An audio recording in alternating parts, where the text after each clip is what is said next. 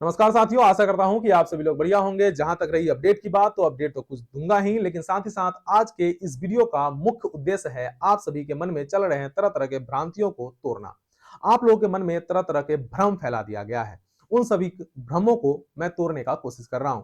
आप सभी से रिक्वेस्ट रहेगा कि वीडियो को लास्ट तक जरूर देखिएगा, जिससे कि आप सभी के मन में जो डाउट्स हैं उन सभी डाउट्स को मैं क्लियर कर सकूं।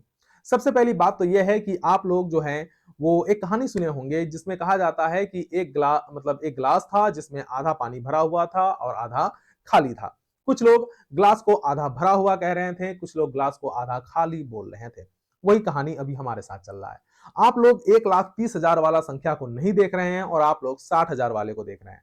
आप लोग ये सोच रहे हैं कि आप लोग 60,000 में हैं, आप लोग 1,30,000 में नहीं है। जबकि मैंने अपने पिछले वीडियो में बताया भी था कि देखिए, ये 1,30,000 की संख्या जो है ये बढ़ने की संभावना है। ये फेज 1 में ही बढ़ेगा। इसमें बहुत सारे महिला शिक्षिकाओं को भी ऐड करने की कोशिश किया जा रहा है। बहुत सारे पटना जिला वाले को भी ऐड करने की कोशिश किया जा रहा है। तो इसीलिए घबराइए नहीं। हम आपको पिछला वीडियो में ये बातें बताए थे, लेकिन पता नहीं शायद आप लोग नेगेटिव चीजों को जल्दी अट्रैक्ट कर लेते हैं। मैंने उसमें 10,000 महिला शिक्षिकाओं के बारे में बोल दिया तो आप लोग नाराज हो गए। ठीक है, और बहुत सारी महिला जो हमारी बहनें हैं वही लोग मेरे ही वीडियो के नीचे कमेंट करना शुरू कर दिए कि भैया फेज 3 पहले कंप्लीट होना चाहिए था, उसके बाद फेज 4 होना चाहिए था। वो सब तो चलिए हम करते हैं, लेकिन पहले हम बता देते हैं आप लोग जो केस करने के लिए उतावला हो रहे हैं। ठीक है, आप सभी को बता दूं कि केस, एक तो आप मान लेते हैं कि आप केस कर देते हैं। केस कब कीजिएगा? 15 तारीख तक हाईकोर्ट बंद है। ठीक है, 15 तारीख तक हाईकोर्ट बंद है। तब तक फेज 1 वाले का पूरा कंप्लीट डिस्ट्रिक्ट अलॉटमेंट हो चुका हो रहेगा। 16 तारीख को आप जाइएगा, केस फाइल कीजिएगा। ठीक है, जितना भी अर्जेंट हियरिंग कराइएगा फिर भी सप्ताह 10 दिन का समय लग जाएगा। 25 तारीख को के बाद ही आप लोगों का डेट जो है वो आएगा। तब तक 23 तारीख तक फेज 1 वाले जो हैं वो ज्वाइन कर चुके रहेंगे। आपके केस के कारण कौन फंसेगा? फेज 2 वाले, जिसमें आप खुद हो सकते हैं, जिसमें हम खुद हो सकते हैं। हो सकता है कि आप जो केस करने जा रहे हैं 20 तारीख को जब लिस्ट निकले उस लिस्ट में आपका नाम हो, ऐसा भी हो सकता है। तो इतना जल्दी हड़बड़ाने की आवश्यकता नहीं है। ठीक है, केस करने को लेकर के जो आप लोग उतावले हो रहे हैं, थोड़ा सा शांत हो जाइए और चीजों को अपने बुद्धि विवेक से इस्तेमाल कीजिए। अगर हम लोग किसी चीज को इतना दिनों से मतलब लेकर के आगे बढ़ रहे हैं तो ऐसे ही नहीं बढ़ रहे हैं। कुछ चीजों को देख रहे हैं, समझ रहे हैं, तभी जाकर के यहां तक पहुंचे हैं। हमने जब आलोचना करने की बात हुई, आलोचना किया। जब ट्विटर कैंपेन करने की बात हुई, ट्विटर कैंपेन किया। जब जो करने की बात हुई सबने सब चीज किए। लेकिन अब जब पॉजिटिव काम हो रहा है तो पॉजिटिव बोलना भी हम ही को पड़ेगा। जो चीज अच्छा हो रहा है उसे अच्छा बोलना पड़ेगा। ठीक है, कुछ चीजें हैं जो हमारे हाथ में नहीं होती है, तो उसके लिए थोड़ा सा हमें विश्वास रखना पड़ेगा, थोड़ा सा धीरज रखना पड़ेगा। ठीक है, तो एक नंबर बात तो केस करने से आप खुद फंस रहे हैं, दूसरा कोई नहीं फंस रहा है। केस करने का बात आप लोग के पास पता नहीं कैसे आप लोगों को चला आता है। आप थोड़ा सा सोचिए कि ट्रांसफर जो है ना, अगर टेक्निकल चीजों में जाएंगे तो बहुत सारी बातें हैं, थोड़ा सा वीडियो लंबा हो जाएगा तो मैं शॉर्ट में समझा देता हूं। ट्रांसफर जो है वो एम्प्लॉयर का अधिकार होता है, एम्प्लॉय का नहीं। ठीक है, एम्प्लॉयर जो आपको नौकरी देते हैं वे लोग अपने जरूरत के अनुसार आपको किसी भी जगह पे शिफ्ट कर सकते हैं, रख सकते हैं, लेकिन हाँ, आप लोगों का जो मौलिक अधिकार है उसका हनन नहीं होना चाहिए। ये आपका डिमांड नहीं हो सकता है। एज वी आर एम्प्लॉय, है ना, तो हमारा ये डिमांड नहीं हो सकता है। ये सुप्रीम कोर्ट का जजमेंट है। ठीक है, कि इस प्रकार से नहीं हो सकता है। हाँ, लेकिन जहां मौलिक अधिकार की बात आ जाएगी, जिस मौलिक अधिकार को लेकर के आप लोग कह रहे हैं कि भाई यहाँ पे इक्वलिटी की बात नहीं हो रही है, कुछ महिला शिक्षिकाएं हैं जो बोल रही है कि इक्वलिटी की बात नहीं हो रही है। ठीक है, तो आप सभी को बता दूं कि यहाँ पे मौलिक अधिकार का भी बात नहीं हो सकता है। कारण है कि फेज 1 में अगर महिलाओं का ट्रांसफर हुआ है तो पुरुषों का भी ट्रांसफर हुआ है, इक्वलिटी वहां पे भी है। फेज 2 में अगर पत्नियों का ट्रांसफर हुआ है तो पतियों का भी ट्रांसफर हुआ है, इक्वलिटी वहां भी है। फेज 3 दूरी के आधार पर अगर महिला शिक्षिकाओं का ट्रांसफर हो रहा है तो फिर फेज 4 पुरुष शिक्षकों का भी ट्रांसफर हो रहा है।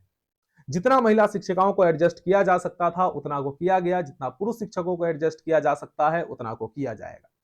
ठीक है, कुछ महिला शिक्षिकाएं ये भी कह रही है कि ये नियमों का उल्लंघन है। तो सबसे पहले तो बता दूं कि ये एक अभ्यावेदन है। ठीक है, तो इसमें नियमों को बदलाव किया जा सकता है। ठीक है, समय समय पर जरूरत के अनुसार नियमों का बदलाव किया जा सकता है। अगर कोई इतना नियम बना रहे हैं तो वो लोग जो है कोई मतलब ऐसे ही एरो गेरू तो बना नहीं रहा है, पढ़े लिखे शिक्षित आईएएस ऑफिसर बना रहे हैं। ठीक है, तो इन सब चीजों को थोड़ा सा सोचना पड़ेगा। आप सोचिएगा फंसाने का, लेकिन अगला जो है आपसे 10 कदम आगे चल रहा है। तो चीजों को थोड़ा सा शांत होकर के, क्योंकि हम लोग एक शिक्षक हैं, तो हम लोगों को थोड़ा सा उनसे भी थोड़ा सा ज्यादा दिमाग लगा करके चीजों को शांत होकर के सोचना पड़ेगा कि कैसे अपने ट्रांसफर को लिया जाए। जो हम लोग कर रहे हैं वो हम लोगों को करते रहना होगा और थोड़ा सा विश्वास आप लोगों को रखना होगा। ठीक है, तो यहाँ पे कोई भी इक्वलिटी वाली बात नहीं हो रही। जो महिला शिक्षिकाएं परेशान हो रही है ये कह के कि पहले फेज 3 का बात था कि पूरा कंप्लीट हो जाना चाहिए था, उसके बाद ही फेज 4 में हाथ लगाना चाहिए था। वहां पे हम आपको बता दें, एक एग्जांपल लीजिए कि कोई ऐसा जिला है जहां पे मान लेते हैं कि 1000 सीट खाली है, 1000 सीट खाली है, वहां पे महिलाओं ने भी 1000 आवेदन दिया है और पुरुषों ने भी 1000 आवेदन दिया है। तो क्या आपके अनुसार, जो आप लोग सोच रहे हैं उसके अनुसार, फेज 3 वाले सारे महिलाओं को जो है 1000 से वो सीट को फुल कर देना चाहिए? क्या यह संभव है? क्या एक जिला में कंप्लीट महिलाओं को डाल देना चाहिए? क्या एक स्कूल में पूरा महिलाएं होंगी? क्या पुरुषों का वहां पे उनका मौलिक अधिकारों का हनन नहीं होगा? क्या वहां पे अनबैलेंस नहीं होगा?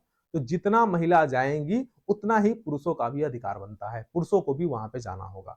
ठीक है, जो पुरुष बच जाएंगे उसके लिए विभाग कह रही है कि हम सेकेंड फेज ला रहे हैं। केस करने से, हल्ला करने से, ठीक है, कुछ नहीं होगा, बल्कि उल्टा हमारे ही पैर पर कुल्हाड़ी मारिएगा। हम भी हो सकते हैं, आप भी हो सकते हैं, अपने ही पैर पर कुल्हाड़ी मारिएगा। ठीक है, जो लोग आपको केस करने के लिए भड़का रहे हैं, थोड़ा सा उन लोगों से सावधान भी रहना आवश्यक है, क्योंकि यही लोग हैं आप जिस टाइम्स ऑफ यमराज की बात कर रहे हैं, और जो लोग जो तरह तरह की बातें कर रहे हैं, जो अलग अलग संगठनों से जुड़े हुए हैं और जो बातें कर रहे हैं, आप सभी को बता दूं कि आज से 3 महीना पहले लोग कहां थे, 2 महीना पहले लोग कहां थे। और 2 महीना पहले वाला वीडियो जाकर के देखिएगा, जहां पे ये खुद कहते हैं कि अगर बीपीएससी वाला का ट्रांसफर हुआ तो हम केस करेंगे, प्रोबेशन पीरियड में ट्रांसफर नहीं होना चाहिए। आज यही आपके हिमायती बन रहे हैं और आप इस चीजों को नहीं समझ रहे हैं। ये कुछ नहीं है, आप लोग को खुद में लड़वा करके, हम लोगों को खुद में लड़वा करके फंसवाने की साजिश है। आप इन सब चीजों को समझिए। अगर हम लोग कुछ कह रहे हैं तो इन बातों को समझिए। मैं इतना बोल रहा हूं ना, आप लोग थोड़ा सा सोचिए कि क्या वो 60,000 में हम नहीं हो सकते? वो 60,000 में अनिश भैया नहीं हो सकते हैं? वो 60,000 में बाकी जितने हमारे जो फ्रंट फुट पे खेलने वाले, लड़ने वाले जो लोग हैं, वो लोग नहीं हो सकते हैं? हम लोग भी हो सकते हैं और हम लोग रहेंगे।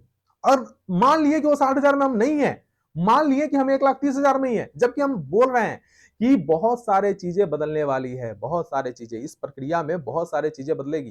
ठीक है, आपका जो पटना वाले हैं उनका भी खबर निकल के आ रही है कि पटना में भी इस बार जो 1,30,000, हम पिछला वीडियो बताए थे कि 1,30,000 से संख्या बढ़ सकती है, ये 1,40 1,50 तक जा सकती है। इसमें पटना वाले को भी इंक्लूड किया जा सकता है, विचार चल रही है। इसमें जो है महिलाओं को भी इंक्लूड किया जा सकता है, विचार चल रही है। तो बिना बात के पहले माथापच्ची करने से कुछ नहीं मिलेगा। शांत रहिए, सब कुछ अच्छा हो रहा है। जहां गड़बड़ियां होंगी वहां पे हम लोग हैं, चीजें अपने आप ठीक किया जाएगा। ठीक है, जो आप लोगों को एक हम लोगों ने मीटअप भी रखा है, या कह लें मीटिंग भी रखा है, या आगाज भी कह लें, या मिलने के लिए बस एक समय निर्धारित किया गया है कि 1 तारीख को पटना आइए, तो ऐसे नहीं बोला गया है। कुछ ना कुछ कारण है, तभी हम आप लोगों से, सभी लोग हम लोग जो है मिलना चाह रहे हैं, ऐसे नहीं है। ठीक है, कुछ बातें हैं, कुछ चीजों को सोचने की आवश्यकता होती है। हर बात यूट्यूब पे आके बोल देना उचित नहीं होता है। ठीक है, तो चीजों को समझिए, हम लोग जो कर रहे हैं उसको करने दीजिए, साथ दीजिए। ठीक है, टांग मत अड़ाइए और उन लोगों के पीछे मत पड़िए, गलत है और फंस जाइएगा। वो 60,000 में आप भी हो सकते हैं, हम भी हो सकते हैं। ठीक है, फेज 1 वाले तो निकल जाएंगे, 100% निकल जाएंगे, इन लोगों को किसी भी प्रकार का कोई दिक्कत नहीं होगा। ठीक है, जो दिक्कत होगा, आप लोग अगर वकील तकलील के चक्कर में पड़िएगा, क्योंकि सबको तो फीस से मतलब है, ठीक है, उनके चक्कर में पड़िएगा, केस तो रजिस्टर्ड हो जाएगा, ये तो 100% है। हियरिंग भी होगा, ये भी है, बढ़िया वकील रख लीजिएगा तो मे भी स्टे भी लग जाएगा, ये भी बढ़िया है, हो सकता है। लेकिन उससे नुकसान होगा तो सिर्फ और सिर्फ फेज 2 वाले का नुकसान होगा। तो इन सब चक्करों में मत रहिए।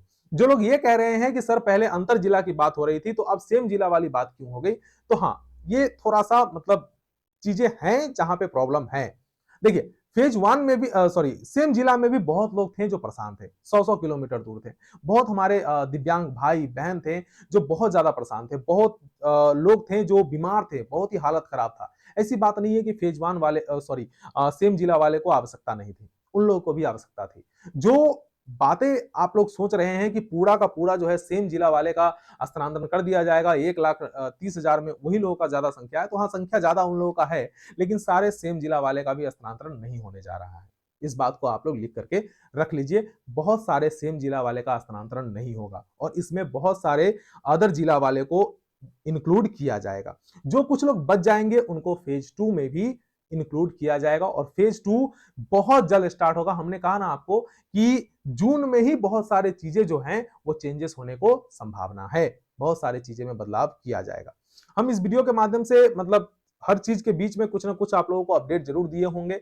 जो हम अपडेट लास्ट में देने की बात कर रहे थे वो बीच बीच में आप लोगों को हम बता दिए हैं कि इसमें पटना जिला वाले को भी इंक्लूड किया जा रहा है, इसमें महिला शिक्षिकाओं को भी इंक्लूड किया जा रहा है, पुरुष शिक्षक को भी इंक्लूड किया जा रहा है और फेज 2 भी जून महीना में ही करने की बातें आ रही है। बहुत जल्द ही सारे चीज जो है वो क्लियर हो जाएगा। ठीक है, तो आप सभी से यही रिक्वेस्ट रहेगा कि तब तक के लिए एकदम शांति बनाए रखिए।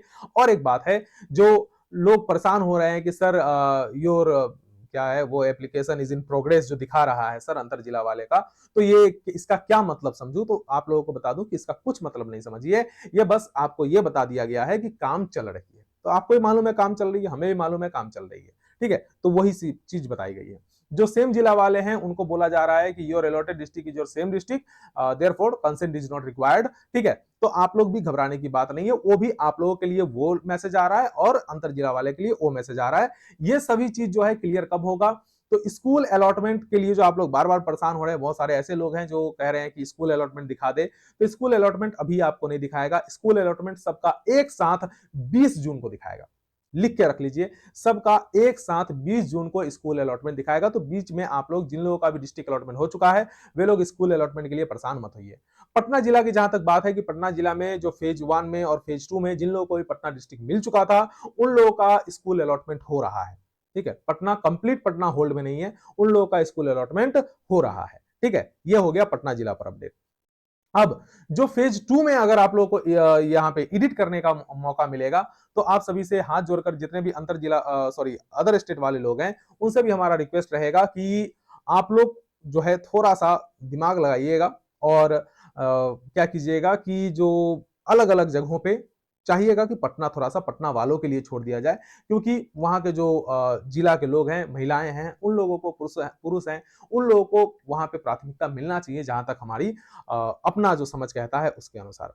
ऐसे इसमें अदर स्टेट वाले का भी ट्रांसफर हो रहा है। जो अदर स्टेट वाले ये परेशान है कि मेरा ट्रांसफर नहीं हो रहा है, तो आप लोग घबराइए नहीं, अदर स्टेट वाले का भी ट्रांसफर हो रहा है, तो परेशान होने की आवश्यकता नहीं है। बशर्ते अगर कुछ लोगों का नहीं होता है तो आप लोग जो है थोड़ा सा सोचिएगा, उन सब जगह को क्लियर करके वैसे जगह को चुनिए जहां से आप लोग को आवागमन जो है वो आसान हो। पटना जिला कम से कम आप लोग छोड़ दीजिएगा, पटना छोड़ करके हाजीपुर चले जाइएगा, मुजफ्फरपुर चले जाइएगा, भागलपुर चले जाइएगा, जो भी आपका जहां से रूट ट्रेन वगैरह का बढ़िया रहे वो सब जगह पे चले जाइएगा।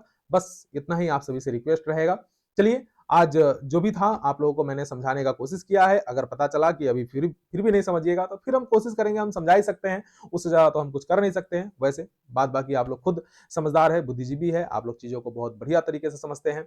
1 तारीख को हम लोग पटना में चाय पार्टी रखे हैं, अनीस भैया ने ठंडा का पार्टी रखा है, मैंने चाय पार्टी रखा है, तो आप लोग उसमें जरूर आइएगा। कुछ बातें करनी है, मीटअप होगा, बातचीत करेंगे, कुछ आगे को लेकर के निर्णय लिया जाएगा। ठीक है, तब तक के लिए जय हिंद, जय बिहार।